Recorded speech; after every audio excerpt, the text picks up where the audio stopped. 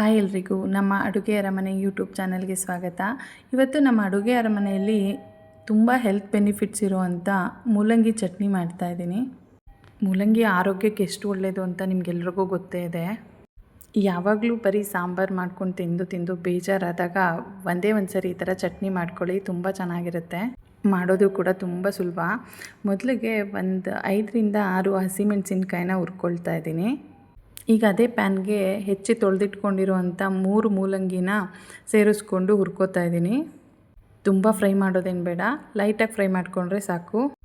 Medium size ಇರೋವಂಥ 3 tomato ಹೆಚ್ಕೊಂಡು ಅದೇ ಪ್ಯಾನಲ್ಲಿ ಹುರ್ಕೊಳ್ತಾ ಇದ್ದೀನಿ. ಸ್ವಲ್ಪ ಎಣ್ಣೆ ಬಿಟ್ಟೆ ಹುರ್ಕೋಬೇಕು. ಟೊಮೆಟೊ ಸ್ವಲ್ಪ ಮೆತ್ತಗಾಗಬೇಕು, ಹಾಗಾಗಿ ನೋಡಿ ಟೊಮೆಟೊ ಕೂಡ ಹುರ್ಕೊಂಡಿದ್ದೀನಿ. ತಣ್ಣಗಾದ ಮೇಲೆ ಒಂದು ಮಿಕ್ಸಿ ಜಾರ್ಗೆ 1 ಗಡ್ಡೆಯಷ್ಟು ಬೆಳ್ಳುಳ್ಳಿನ ಸುಲಿದಿಟ್ಕೊಂಡಿದ್ದೆ, ಅದನ್ನು ಹಾಕ್ಕೊಳ್ತಾ ಇದ್ದೀನಿ. 1 ಹಿಡಿಯಷ್ಟು ಕೊತ್ತಂಬರಿ, 3 ಸ್ಪೂನಷ್ಟು ತೆಂಗಿನಕಾಯಿ ತುರಿ, ಹುರಿದಿಟ್ಕೊಂಡಿರೋವಂಥ ಮೂಲಂಗಿ ಕೂಡ ಸೇರಿಸ್ಕೊತಾ ಇದ್ದೀನಿ. ನೆನಪಿರಲಿ, ಹುರಿದಿಟ್ಕೊಂಡಿರೋ ಪ್ರತಿಯೊಂದು ಕೂಡ ತಣ್ಣಗಾಗಬೇಕು, ಆಮೇಲೆ ಮಿಕ್ಸಿಗೆ ಹಾಕಬೇಕು. ಈಗ ಹುರಿದಿಟ್ಕೊಂಡಿರೋ ಟೊಮೆಟೊ ಸೇರಿಸ್ಕೊತಾ ಇದ್ದೀನಿ. ರುಚಿಗೆ ತಕ್ಕಷ್ಟು ಉಪ್ಪು, ಸ್ವಲ್ಪ ಹುಣಸೆ ಹಣ್ಣು, ಹುರಿದಿಟ್ಕೊಂಡಿರೋ ಮೆಣಸಿನ್ಕಾಯಿ ಇಷ್ಟೆಲ್ಲ ಸೇರಿಸ್ಕೊಂಡು ನೈಸಾಗಿ ಪೇಸ್ಟ್ ಮಾಡ್ಕೋಬೇಕು.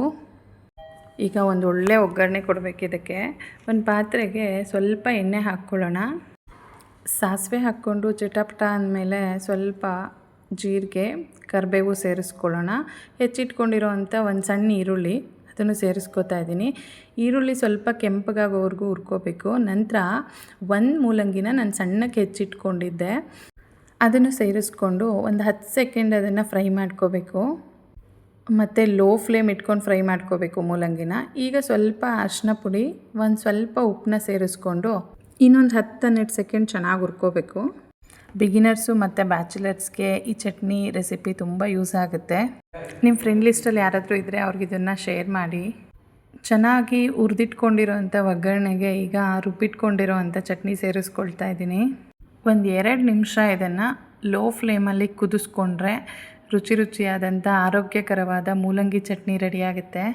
ಈ ಚಟ್ನಿ ಮುದ್ದೆಗಂತೂ ತುಂಬ ಚೆನ್ನಾಗಿರುತ್ತೆ. ಚಪಾತಿ, ಅನ್ನ ಮತ್ತು ದೋಸೆ, ಇಡ್ಲಿ ಕೂಡ ಕಾಂಬಿನೇಷನ್ ಮಾಡ್ಕೋಬೋದು.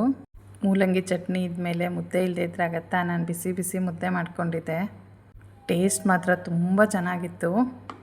ತುಂಬ ಜನ ಮೂಲಂಗಿ ಅಂದರೆ ಇಷ್ಟಪಡಲ್ಲ, ಸಾಂಬಾರಲ್ಲಿದ್ದರೂ ಕೂಡ ಪಕ್ಕಕ್ಕೆ ಎತ್ತಿರ್ತಾರೆ. ಈ ಥರ ಚಟ್ನಿ ಮಾಡಿಕೊಟ್ರೆ ಎಂಥವರು ಇದನ್ನು ತಿಂತಾರೆ, ಇಷ್ಟನೂ ಪಡ್ತಾರೆ. ನೀವು ಟ್ರೈ ಮಾಡಿ, ಹೇಗೆ ಬಂತು ಅಂತ ನನಗೆ ಕಮೆಂಟ್ ಮಾಡಿ ತಿಳಿಸಿ.